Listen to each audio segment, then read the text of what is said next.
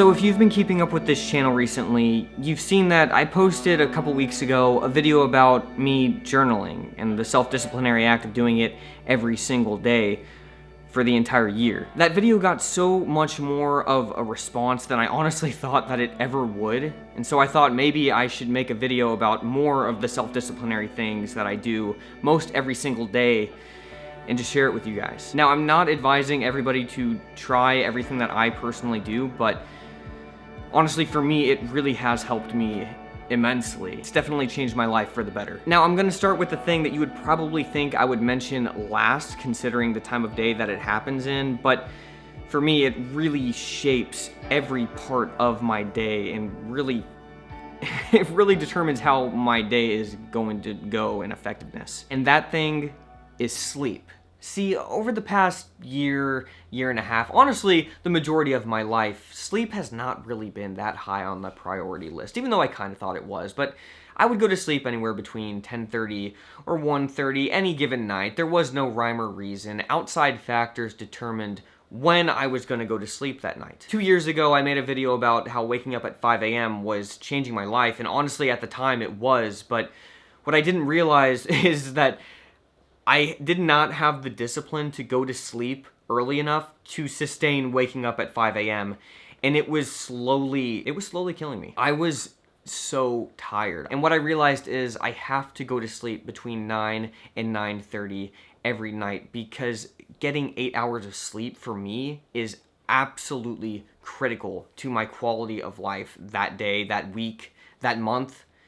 It's essential. So for the past 2 months, I have been extremely diligent to go to sleep, at least at 9:30, and if I push it to 10, I'm disappointed in myself. But the results have been night and day. I mean, I have so much energy. As soon as I wake up in the morning, I'm like doing stuff immediately. It's pretty incredible, and I'm absolutely loving it. Now, to get these results, it has to be uninterrupted sleep, which I was not getting over the past month that me and Sara have been sleeping on a futon pushed up next to a couch, making smaller than a queen-size bed. It's been a nightmare. Long story short, I was really getting into sleep, and so I didn't really know much about mattresses, so me and Sara bought a very, very top-of-the-line mattress, okay? And we tried it for 100 days, and hated it. With some of the worst sleep that I have ever gotten, and I kid you not. I don't know if the mattress was defective or what, but like, it was bad. It was bad. We tried it for 100 days. Over 100 days, it was bad. So when they came to pick the mattress back up and take it away, me and Sara, we kind of forgot. The date snuck up on us, and we were like, oh wait, we don't have a mattress to sleep on. In came the futon into the living room, and there we had it. I was still sleeping at 9:30 every night, but I was tired. The redemptive part of this story, and I am not making this up, the minute that company came to take their mattress away, the very minute, I got an email from Helix saying that they wanted me to take their online sleep quiz, and whatever mattress that quiz came up with, they were going to gift me and Sara so that we could review it on our channel. Sara literally started crying. It was a miracle from God. So thank you, Helix, so much for sponsoring this episode. That night, sleeping on the Helix mattress after having slept on a futon and couch for a month was the greatest sleep of my life, literally. We have loved our Helix mattress so far. It has been life-saving. They're really cool. They have this online sleep quiz that you can take, and you can do it either for a single person or for a couple. And it's really cool because it asks you a bunch of questions about your sleep preference and your body type, and if you have a partner and stuff like that, because it understands that factors into what kind of mattress you need. Me and Sara took it together, and I sleep on my stomach and she sleeps on her side, but we both like soft mattresses though, so we were assigned the Sunset Luxe mattress, which is right here. It was awesome. It just came right to our door in this like compressed plastic, which was really fun to unravel and open up. You just put it on your bed frame and then it just kind of inflates, basically. It was really fun to watch it happen. It was just so easy. What we love most about our Helix mattress is just how comfortable it is. We love it so much more than what we had been sleeping on for the past 100 days plus month. That's a thick mattress. This is amazing. My back hurts so bad and this feels so good. The best part is that Helix ships to your door for free. If you're nervous about buying something online that you haven't actually laid in yet, don't worry about it, because Helix has a 100-night trial where if you don't absolutely love the mattress, they'll pick it up, full refund. If you're interested in a Helix mattress for yourself or for your family, go to helixsleep.com/Jordan Taylor for up to $200 off your mattress and 2 free pillows. The link is down in the description, so go ahead and click that. When you support our sponsor Helix, you are directly supporting me and Sarah and this channel. So definitely go to helixsleep.com/Jordan Taylor and check out the sleep quiz and find out what you get. The next thing, I'm gonna be honest, I'm not 100% consistent in, but it's something that I've noticed massive results and has helped me be, when I'm doing it, extremely efficient. And this is what I've dubbed the Technologic Fast. The Technologic Fast can be for different stretches of time. I've found for myself it's really effective if I stop using my phone at 8 and I start using it again at 8 or 9 the next morning. This is a 12-hour window where my brain is completely shut off to screens, basically. There are no screens involved. Not my computer, not my phone. People do fast for food, and I was thinking, well, why not you do that for your phone? Instead of saying, I'm gonna use my phone only for 2 hours today or 3 hours or whatever, why don't you just say, I'm not going to use it for this huge stretch of time at the end of the day and the start of the day? How would that affect your brain? Because if you're gonna use your phone for 3 hours during the day and you have no rules of when you're going to not use it, you're still gonna be in that mode of oh wait, let me check my phone real quick. Okay. And then you're gonna, 1 second.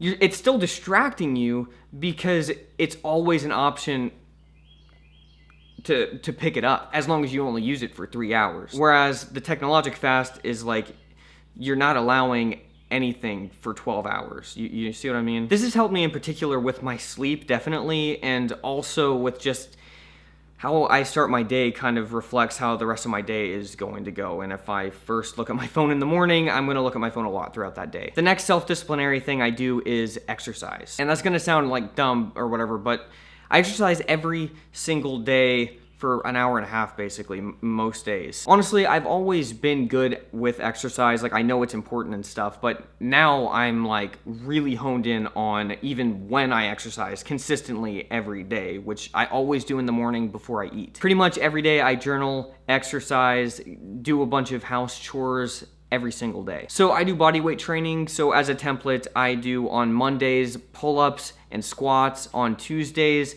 I do push-ups and leg raises. On Wednesdays, I do handstand push-ups and bridges. And then I just repeat that. On Sunday, I completely, and I'm really serious, I don't do anything on Sundays. I don't even like doing anything at all. I really seriously take Sundays very seriously. I'm always extremely busy every day of the week, and so Sundays, I even rest my brain. I try not to think too much, honestly. I think I've noticed with self-discipline is also the quality of your rest, when you're awake, is extremely important and something I've been learning. A lot of times I can think I'm resting, but I'm not fully allowing myself to rest. But the idea of actually fully letting yourself just rest and not feel guilty for that, it's an amazing thing, actually. The fifth thing that I do is intermittent fasting. Now, I know this can kind of be a touchy subject sometimes, and I don't recommend it for everybody, but for me, it's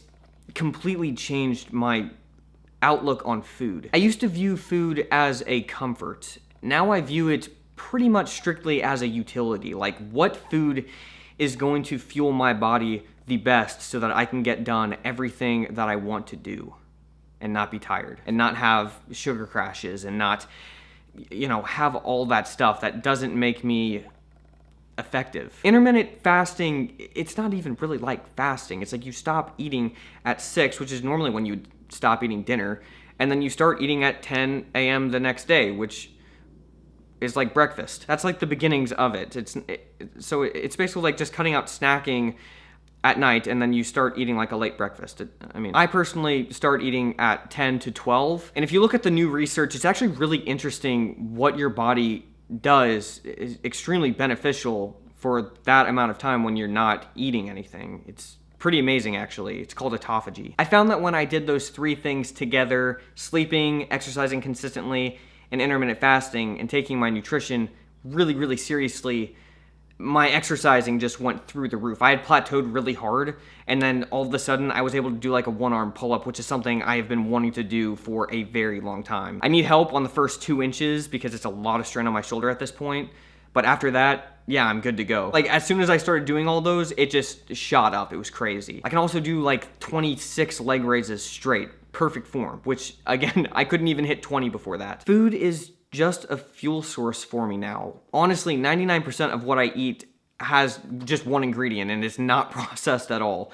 And the other 1% is processed and it's from a company that I 100% trust. I guess you can consider like supplements like processed, I don't really know, but that's basically the other 1%. I had a lot of digestive issues and stuff like that growing up and throughout my adult life, and yeah, when I cut all that processed foods out and started doing intermittent fasting, it just like, man, I feel incredible. I have no issues anymore whatsoever. Anyways, don't take my word for all this stuff. Do the research for yourself. And if you want to talk to me more personally about it, I'm probably going to do like a Q&A or something on Instagram. So go follow me over there at Messi_Jordan. And yeah, maybe I'll talk about it over there. The next thing I do most days is take a cold shower. Now I know that this is kind of a trend online and stuff like that, but it's a trend that I jumped on, and honestly, I'm really happy that I did because, man, it just makes my skin feel so good. I always kind of struggled with dry skin and stuff because I would take really hot showers for a long time, but now that I do that, and you know, if I started on medium and I just kind of work down to cold and then I'll stand in a really cold shower for like 30 seconds,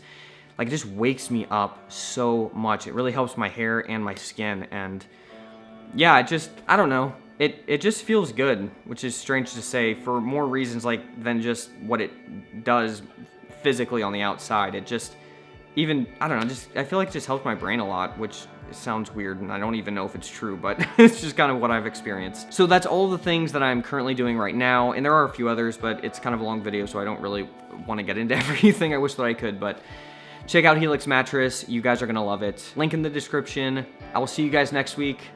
Bye.